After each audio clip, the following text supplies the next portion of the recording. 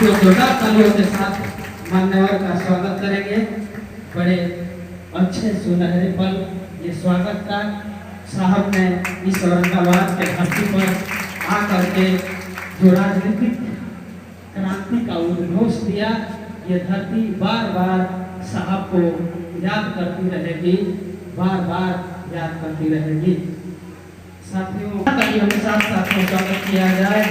ये स्वागत का बड़ी सुनहरा पल और ये सभा और ये धरती आयु विद्या ज्योति मैडम के इस बलिदान को हमेशा ये धरती याद रखेगी। अपने प्रदेश बिहार के बहुजन मुक्ति पार्टी के अध्यक्ष और जोरदार तालियों के साथ साथियों आप लोग स्वागत करें बड़े अच्छे तरीके से।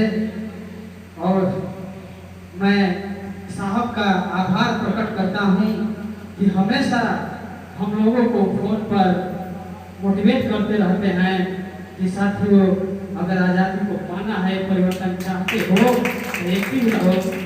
और इस बिहार के प्रदेश अध्यक्ष बहुजन मुक्ति पार्टी के सर हमेशा मोटिवेट करते रहते हैं हम लोगों को। और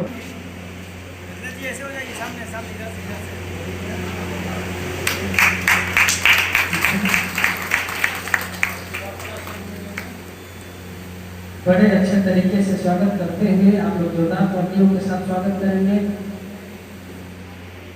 स्वागत करें और आप लोग जोरदार तालियों के साथ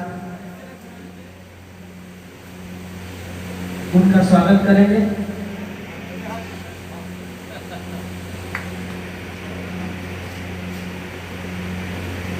साथियों ये सब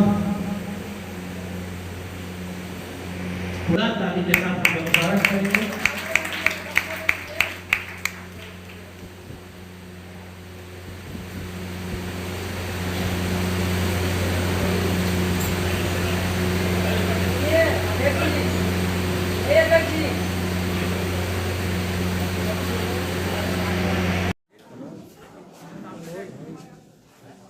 स्वागत करता हूं।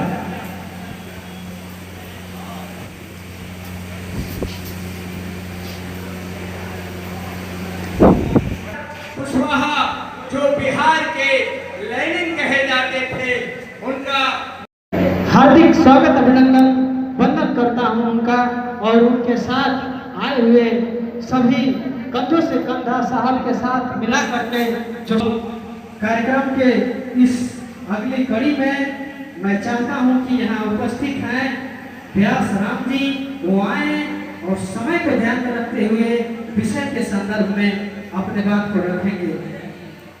व्यास राम जी प्रदेश पर विषय के संदर्भ में अपने बात को रखेंगे।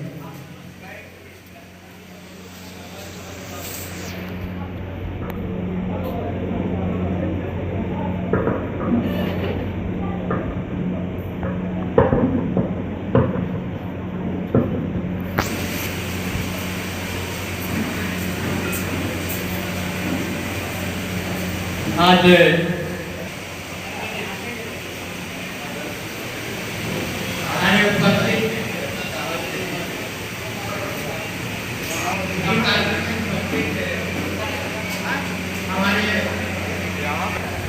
विद्या ज्योति महिला राष्ट्रीय मुक्ति मोर्चा समर्पित करते हैं। आज से 50 साल पहले 1974 में 1974 में आज ही के दिन बाबू जगदीश प्रसाद कुशवाहा जी की हत्या कर दी गई,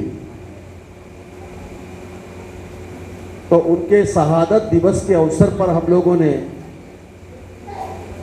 ये बहुजन मुक्ति पार्टी का बिहार प्रदेश का 5वां राज्य अधिवेशन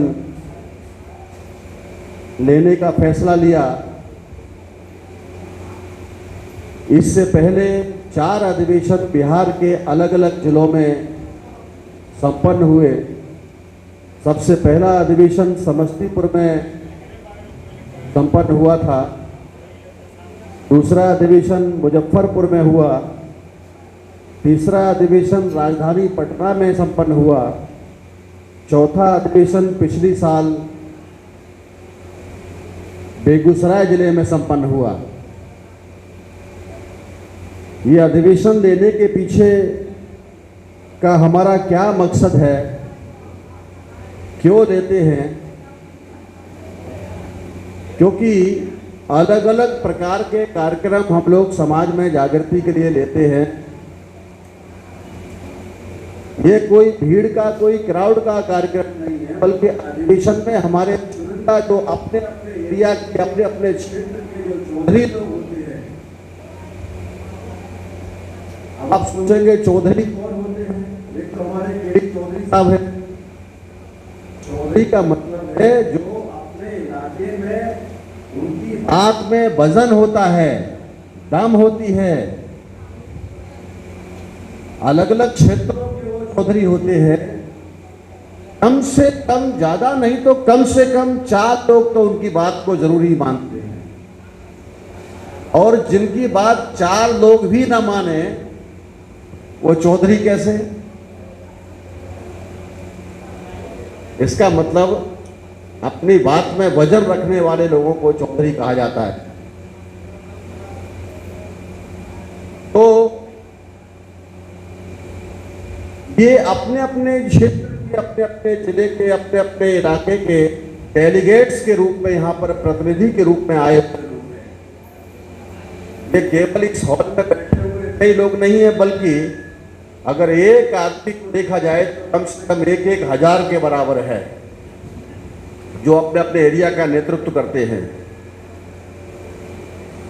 क्राउड का कार्यक्रम, भीड़ का कार्यक्रम तो हम लोग राजधानी पटना के गांधी मैदान में कई बार ले चुके हैं, पार्टी स्तर पर भी। वो शक्ति प्रदर्शन का कार्यक्रम होता है, मगर अधिवेशनों के दौरान और प्रशिक्षण शिविरों के दौरान अपने पदाधिकारियों में, अपने कार्यकर्ताओं में अपने मकसद, अपने उद्देश्य के प्रति जो गंभीरता पैदा करने का मामला है, उस कार्यक्रम का नाम अधिवेशन होता है, ट्रेनिंग होता है। बहुजन मुक्ति पार्टी कोई आम पार्टी नहीं है। बहुजन मुक्ति पार्टी एक कैडर बेस्ड पार्टी है। अनुशासन का दूसरा नाम बहुजन मुक्ति पार्टी है। अनुशासन के बगैर कोई भी मकसद, कोई भी उद्देश्य पूरा नहीं हो सकता। और यही वो अनुशासन है कि अगर कोई दूसरी पार्टी का कार्यक्रम होता तो इस हॉल में एक भी आदमी दिखाई नहीं देता, सारे लोग भाग गए होते। ये है अनुशासन, ये है बहुजन मुक्ति पार्टी का कैडर। ना सर्दी देखता है, ना गर्मी देखता है। इस भट्टी में वो तपता है, इस आंदोलन की भट्टी में। मैं अपनी माता बहनों को भी सैल्यूट करता हूं कि वो अपने बच्चों को छोड़ करके इस अधिवेशन में, इस ऐतिहासिक अवसर पर यहाँ पर पहुंची और सवेरे से लगातार इस कार्यक्रम को सफल बनाने में तन मन धन के साथ में सहयोग कर रही हैं। तो साथियों, जगदेव बाबू कुशवाहा जी के इस शहादत दिवस पर हम लोग बहुजन मुक्ति पार्टी के इस अधिवेशन को उनको समर्पित करते हैं। जो विषय हमने यहाँ पर चर्चा के लिए रखे हैं वो लगभग 7 विषय हैं, जिसमें 2 सत्रों में चर्चा होनी थी। एक दोपहर 2 बजे से पहले का सत्र था, खाने के पहले का। एक 2 बजे के बाद में, यानी खाना खाने के 1 घंटे बाद 3 बजे से लेकर शाम तक इस पर चर्चा होनी थी। लेकिन मौसम और गर्मी की वजह से हमने सभी विषयों को, दोनों सत्रों को क्लब करने का फैसला किया, एक साथ ही उसका समापन करने का फैसला लिया। तो पहले नंबर का विषय है नीट एवं अन्य परीक्षा में खूब धांधली हो रहा है, हो रही है, होना चाहिए था। इस पर सुप्रीम कोर्ट संज्ञान लेते हुए कहा कि नीट दोबारा कराने के बजाय संशोधित परिणाम जारी करने का आदेश दिया। इस आदेश से अनुसूचित जाति, अनुसूचित जनजाति और अदर बैकवर्ड क्लास यानी ओबीसी और अल्पसंख्यक समुदाय के छात्र छात्राओं के साथ धोखा हो सकता है, गंभीर चिंतन। अब ये नीट किस चिड़िया का नाम है? आप लोग बहुत सारे अखबारों में, टेलीविज़न पर, इलेक्ट्रॉनिक मीडिया पर, सोशल मीडिया पर काफ़ी पिछले लगभग 3-4 महीने से इन बातों को सुन रहे हैं। नीट का मतलब है नेशनल एलिजिबिलिटी एंट्रेंस टेस्ट, मतलब एक जो आप अपने बच्चों को डॉक्टर बनाने का अगर आपने सपना देखा है, डॉक्टर की पढ़ाई पढ़ाना चाहते हैं, तो उस पढ़ाई की शुरुआत में ही सबसे पहली प्रवेश परीक्षा होती है